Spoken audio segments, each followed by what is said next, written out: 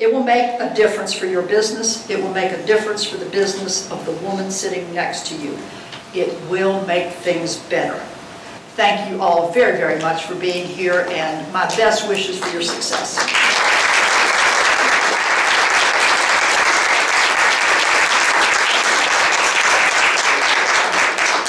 Elaine, are you up for some questions? Sure. We have a few minutes if anybody would like to ask Elaine some questions. She would answer for about 5 or 10 minutes. I do better on coffee. So do I. Cold, warm, whatever. Yeah, it's, I guess what's always kept me from getting involved, maybe it's an excuse or not, but I don't have any law degree. I'm not a lawyer. That's always, I always figured that's the purview where, that's where people, Well, politics should. Law certainly is very helpful, but it's not the only skill. I mean, first off, the lawyers are right up there with used car salesmen and all that, and possibly everything. And the closer you get to Raleigh, the more vilified lawyers are, I have to tell you. What you need is a skill set, a particular expertise of some sort. I mean, because if you don't have a passion to do something, you won't be able to take the punches and everything that go with it. Then you need to be able to communicate in writing and orally. And every time that women do something in politics, if they can do it with a buddy, just like the old kindergarten system, grab your hand of a buddy and be accountable for each other. Not that in politics you need to be accountable with each other, but one woman alone can be extremely frustrated, extremely marginalized. Now, if there's a male soulmate who, you're very comfortable with and they believe the same way, then you got that synergy. But frequently, one lone woman on one body sometimes feels like they're just talking in the wind. So it's helpful when you can find somebody. Mentoring is clearly needed in this arena. There are now groups all across the state that do training for folks that are interested in running for office or the skills that they would need in an appointed office. There's an organization known as the Women's Forum. That's an invitation-only women's leadership group, but it sponsors women's training. There's also Lillian's List, which is a pure political for pro-choice women that does extensive trainings. There are trainings within the more conservative side of the equation for people, and all of them are looking for good quality women. So the training is there. Sometimes it's free. Sometimes it's like a whole weekend and you got to spend the night and meals and that kind of stuff. But none of them are overly expensive. They're not like the $900 to go to Rutgers to the Women's Center. I mean, you can do it for $100 or $150, and some are free. Yeah. I've been on a mission trip to Moldova before. Oh, have you? And is it possible to get involved with what you're doing and go back? Absolutely, absolutely. Where were you in Moldova? I can't remember the name of that. It started with a CH. I don't remember. Well, Chisinau is the capital. Chisinau is the capital. Yeah. And we went out to the villages, some of the villages. Cool. You'd be surprised. There are a number of people in North Carolina where churches have adopted and they've done things, and there's been a Moldovans children group. There's an orphanage that the head guy is here in America most of the time, and he has 8 children at his house, and so it's like a satellite of the orphanage, and they have sung a lot at churches and helped raise the profile. Yeah, give me your card.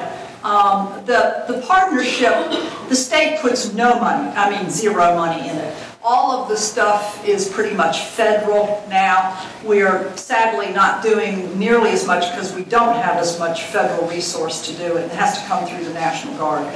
But there are a lot of folks that are interested in Moldova. We take medical supplies over there. I've got some passionate ladies down in Wilmington who are medical librarians. AHEC is Area Healthcare Education Assistants or something like that. And if I tell you that the medical university, if you notice in the bio thing, I'm a doctor now from the medical college.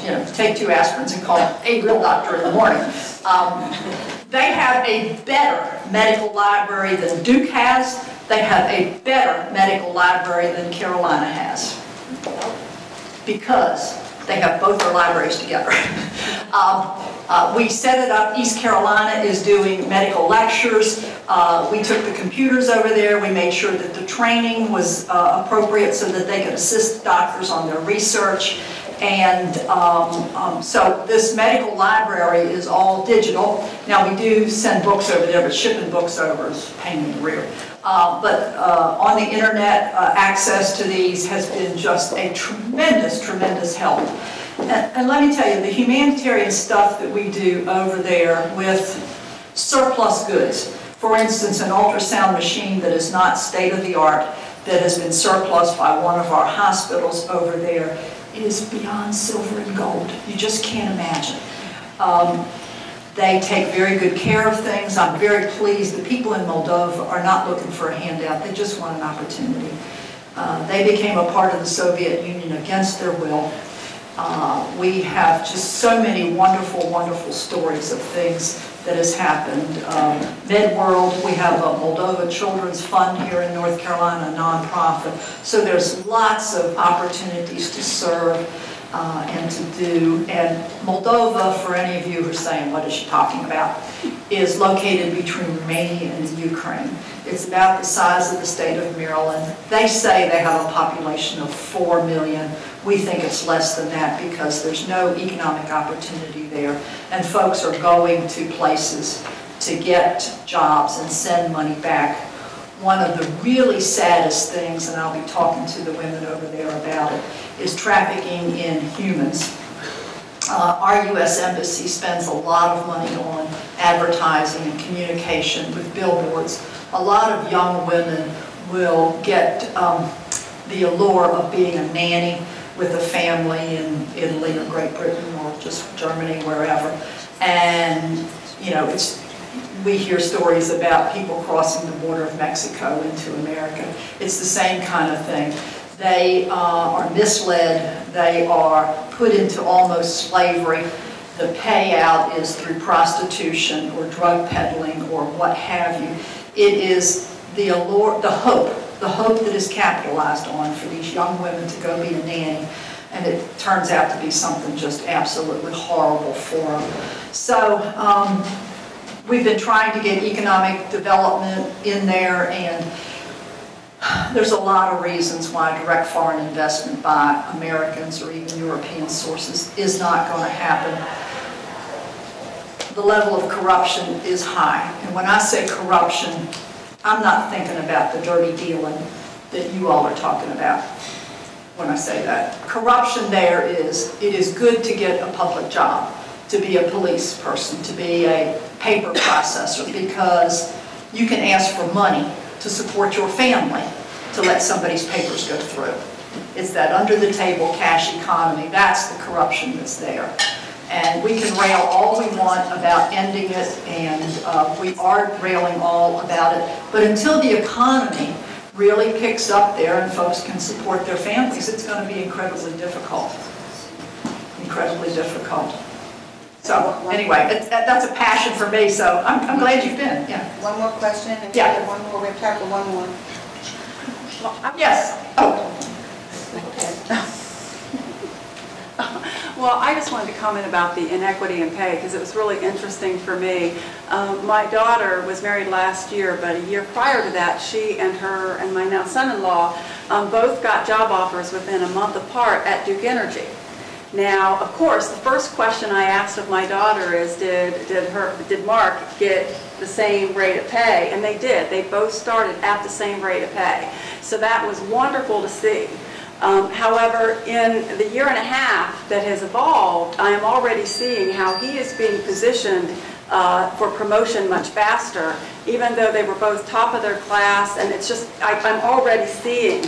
And so I think it's also important that we get the younger women involved in this act, in advocacy, because, they shouldn't accept this. They really shouldn't accept it.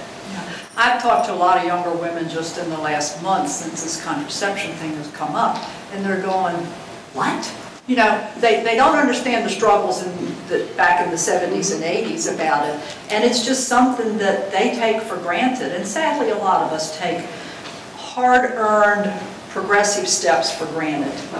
And we've got to be vigilant. You hate to kind of feel like you got to protect everything every day. It turns you into a militant of some sort.